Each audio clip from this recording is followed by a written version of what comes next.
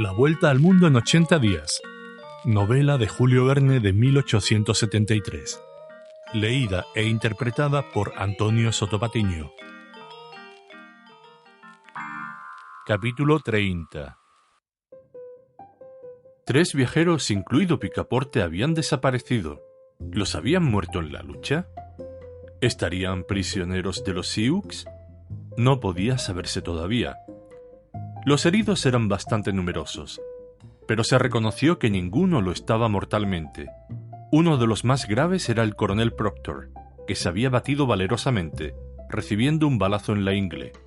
Fue trasladado a la estación con otros viajeros, cuyo estado reclamaba cuidados inmediatos. Mrs. Aouda estaba a salvo. Phileas Fogg, que no había sido de los menos ardientes en la lucha, salió sin un rasguño. Fix estaba herido en el brazo, pero levemente. Pero Picaporte faltaba, y los ojos de la joven Aouda vertían lágrimas. Entretanto, todos los viajeros habían abandonado el tren. Las ruedas de los vagones estaban manchadas de sangre. De los cubos y de los ejes colgaban informes despojos de carne. Se veían por la llanura largos rastros encarnados, hasta perderse de vista.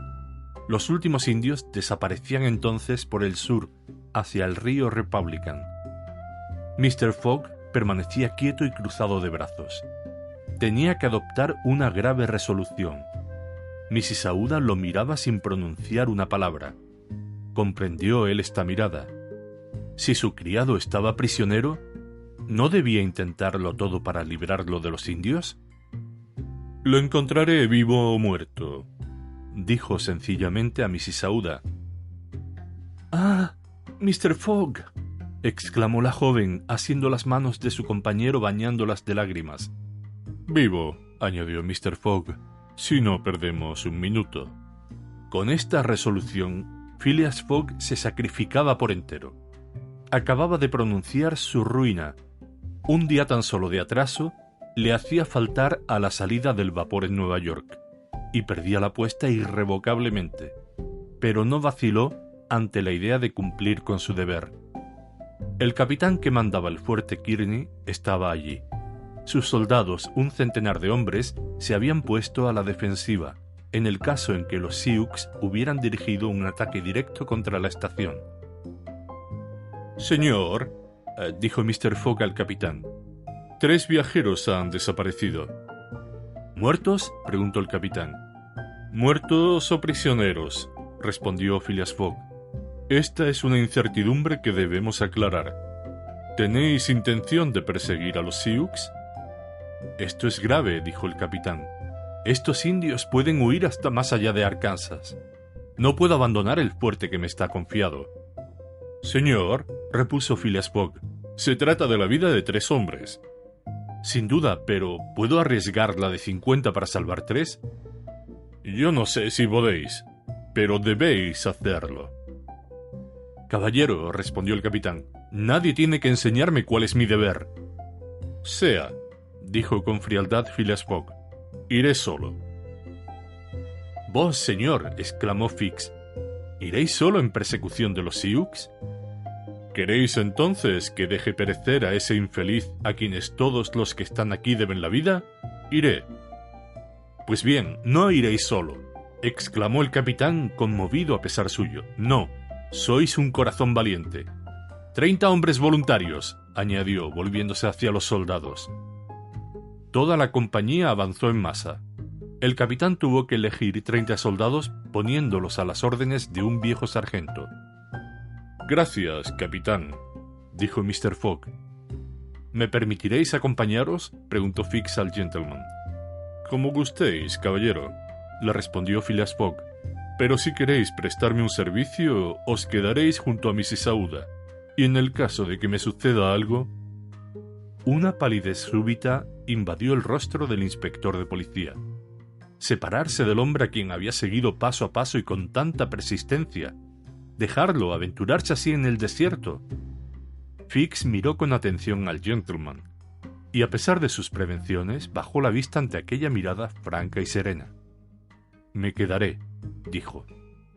Algunos instantes después, Mr. Fogg, después de estrechar la mano de la joven y entregarle su precioso saco de viaje, partía con el sargento y su reducida tropa, diciendo a los soldados: «Amigos míos, hay 1000 libras para vosotros si salváis a los prisioneros». Eran las 12 y algunos minutos. Mrs. Aouda se había retirado a un cuarto de la estación, y allí sola aguardó pensando en Phileas Fogg, en su sencilla y graciosa generosidad y en su sereno valor. Mr. Fogg había sacrificado su fortuna, y ahora se jugaba su vida, todo sin vacilación, por deber y sin alarde. Phileas era un héroe ante ella. El inspector Fix no pensaba del mismo modo, y no podía contener su agitación. Se paseaba calenturiento por el andén de la estación. Estaba arrepentido de haberse dejado subyugar en el primer momento por Mr. Fogg, y comprendía la necedad en que había incurrido dejándolo marchar. ¿Cómo había podido consentir en separarse de aquel hombre, a quien acababa de seguir alrededor del mundo? Se reconvenía a sí mismo, se acusaba. Se trataba como si hubiera sido el director de la Policía Metropolitana, amonestando a un agente sorprendido en flagrante delito de candidez. «He sido inepto», decía para sí. «El otro te habrá dicho quién era yo. Ha partido y no volverá. ¿Dónde apresarlo ahora? Pero ¿cómo he podido dejarme fascinar así yo, Fix, yo que llevo en el bolsillo la orden de prisión? Decididamente soy un animal». Así razonaba el inspector de policía, mientras que las horas transcurrían lentamente. No sabía qué hacer. Algunas veces tenía la idea de decírselo todo a Mrs. Aouda, pero comprendía de qué modo serían acogidas sus palabras por la joven. ¿Qué partido tomar? Estaba tentado de irse al través de las llanuras en busca de Fogg. No le parecía imposible volver a dar con él. Las huellas del destacamento estaban impresas todavía en el nevado suelo, pero luego todo vestigio quedaba borrado bajo una nueva capa de nieve. Entonces el desaliento se apoderó de Fix. Experimentó un insuperable deseo de abandonar la partida, y precisamente se le ofreció ocasión de seguir el viaje, partiendo de la estación de Kearney.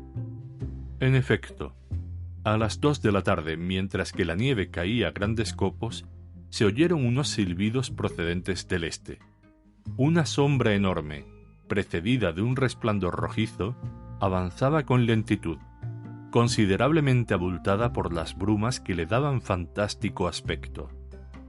Sin embargo, ningún tren de la parte del este era esperado todavía. El auxilio pedido por teléfono no podía llegar tan pronto, y el tren de Omaha a San Francisco no debía pasar hasta el día siguiente. No tardó en saberse lo que era.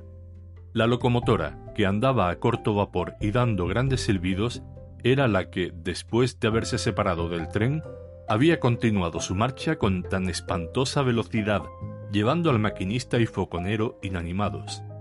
Había corrido muchas millas y después, apagándose el fuego por falta de combustible, la velocidad se fue amortiguando hasta que la máquina se detuvo 20 millas más allá de la estación de Kearney. Ni el maquinista ni el fogonero habían sucumbido, y después de un desmayo bastante prolongado, habían recobrado los sentidos. La máquina estaba entonces parada, y cuando el maquinista se vio en el desierto con la locomotora sola, comprendió lo ocurrido, y sin que pudiera atinar de qué modo se había efectuado la separación, no dudaba que el tren estaba atrás esperando auxilio. No vaciló el maquinista sobre la resolución que debía adoptar. Proseguir el camino en dirección de Omaha era prudente. Volver hacia el tren, en cuyo saqueo estarían quizá ocupados los indios, era peligro. No importa. Se rellenó la hornilla de combustible, el fuego se reanimó, la presión volvió a subir, y a cosa de las 2 de la tarde, la máquina regresaba a la estación de Kearney, siendo ella la que silbaba sobre la bruma. Fue para los viajeros gran satisfacción el ver que la locomotora se ponía a la cabeza del tren. Iban a poder continuar su viaje, tan desgraciadamente interrumpido. Al llegar la máquina, Mrs. Aouda preguntó al conductor: «¿Vais a marchar?» «Al momento, señora». «¿Pero esos prisioneros, nuestros desventurados compañeros?» No puedo interrumpir el servicio, respondió el conductor. Ya llevamos 3 horas de atraso. ¿Y cuándo pasará el otro tren procedente de San Francisco? Mañana por la tarde, señora. Mañana por la tarde. Pero ya no será tiempo. Es preciso aguardar. Imposible. Si queréis partir, al coche. No marcharé, respondió la joven. Fix había oído la conversación. Algunos momentos antes, cuando todo medio de locomoción le faltaba, estaba decidido a marchar, y ahora que el tren estaba allí y no tenía más que ocupar su asiento, le retenía un irresistible impulso. El andén de la estación le quemaba los pies, y no podía desprenderse de allí. Volvió al embate de sus encontradas ideas, y la cólera del mal éxito lo ahogaba. Quería luchar hasta el fin. Entretanto, los viajeros y algunos heridos, entre ellos el coronel Proctor, cuyo estado era grave, habían tomado ubicación en los vagones. Se oía el zumbido de la caldera y el vapor se desprendía por las válvulas. El maquinista silbó, el tren se puso en marcha y desapareció luego, mezclando su blanco humo con el torbellino de las nieves. El inspector Fix se quedó. Algunas horas transcurrieron. El tiempo era muy malo y el frío excesivo.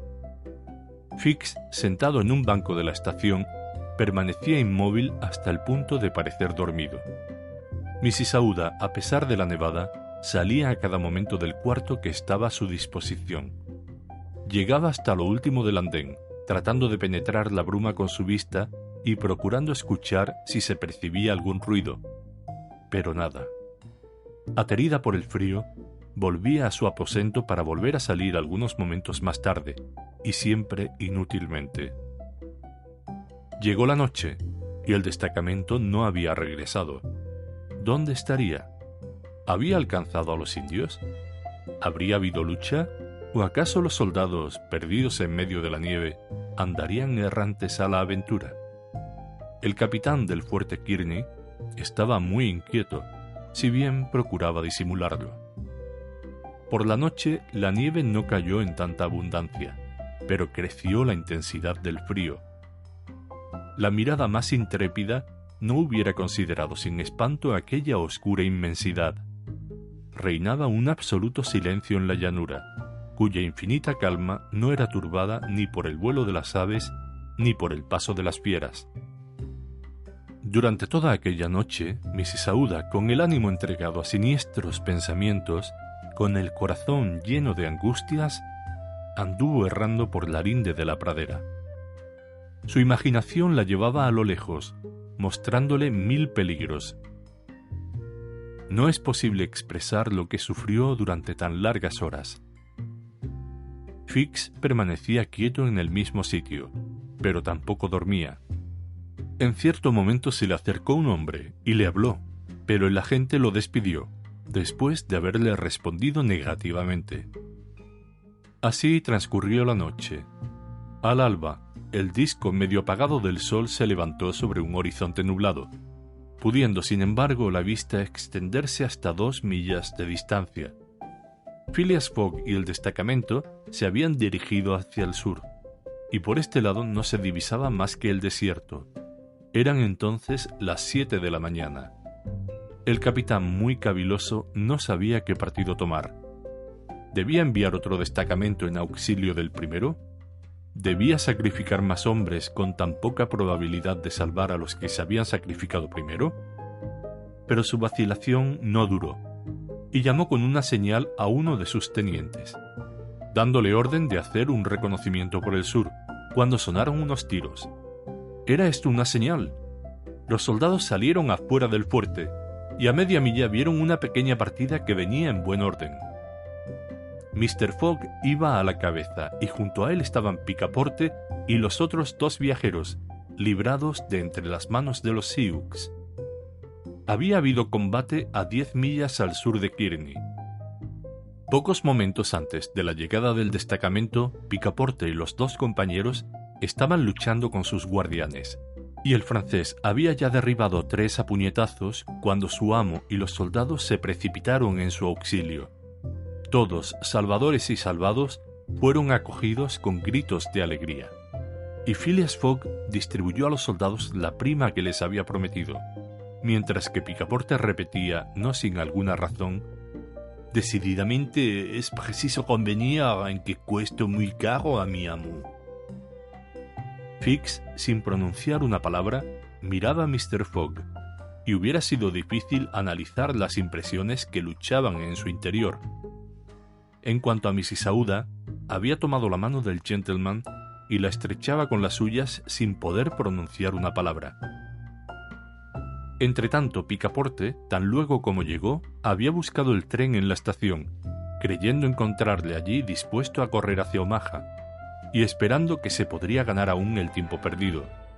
«¡El tren! ¡El tren!», gritaba. «Se marchó», respondió Fix. «¿Y el tren siguiente cuándo pasa?», preguntó Mr. Fogg. «Esta noche». «Ah», dijo simplemente el impasible gentleman.